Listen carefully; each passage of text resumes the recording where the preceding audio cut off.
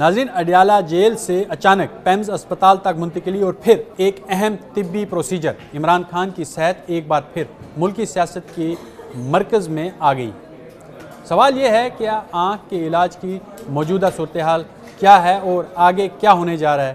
میں ہوں عرفان رینا اور آپ دیکھ رہے ہیں نیوز 18 کا ڈیجیٹل پلیٹ فارم۔ ناظرین، پاکستان تحریک انصاف کے بانی عمران خان کو آنکھ کے علاج کے فالو اپ کے لیے اڈیالہ جیل سے اسلام آباد کے پیمز اسپتال منتقل کیا گیا۔ ایگزیکٹو ڈائریکٹر پیمز کے مطابق انہیں اینٹی VEGF انٹرورٹیل انجیکشن لگایا گیا۔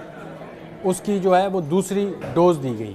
یہ وہی علاج ہے جو آنکھ کے اندر خون کی نالیوں کی خرابی یا رائٹ سینٹرل ریٹینل وین اوکلوژن جیسے مسائل میں استعمال کیا جاتا ہے تاکہ بینائی مزید متاثر نہ ہو۔ اسپتال انتظامیہ کے مطابق انجیکشن دینے سے پہلے مکمل احتیاطی اقدامات کیے گئے۔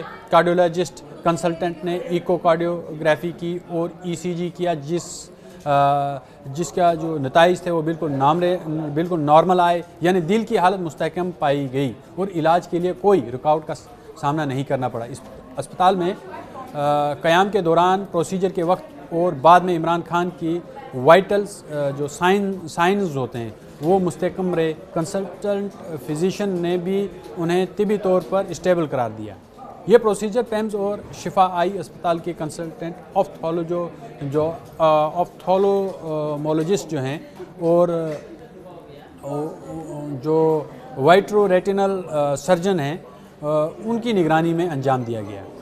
اسے ڈے کیئر سرجری کے طور پر مکمل کیا گیا، یعنی مریض کو طویل داخلے کی ضرورت پیش نہیں آئی۔ پروسیجر سے پہلے ماہرین کے ایک بورڈ نے معائنہ کیا اور باقاعدہ کلیئرنس دی، جس کے بعد انجیکشن لگایا گیا۔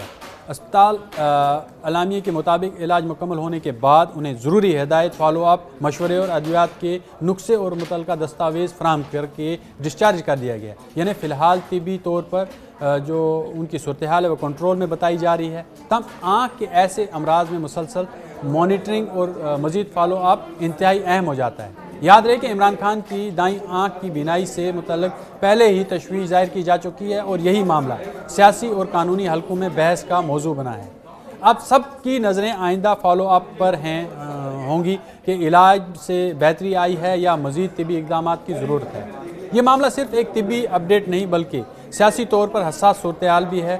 آنے والے دنوں میں اس کے اثرات صرف اسپتال کی دیواروں تک محدود رہیں گے یا ملکی سیاست میں نئی بحث چھیڑیں گے، یہ دیکھنا اب باقی ہو۔